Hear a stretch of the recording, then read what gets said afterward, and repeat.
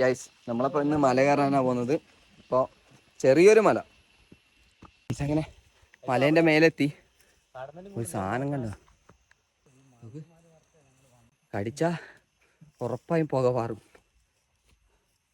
Seena guys, full ആന പോകുന്ന റൂട്ടാണ്. നമുക്കും പോയി നോക്കാം. ഓക്കെ, ആന ഫുള്ളും റെഡിയാക്കി വെച്ചിന് ഇവിടെ. ഇത് നമ്മുടെ വീടിൻ്റെ അടുത്തുള്ള ചെറിയ സ്പോട്ടാണ്.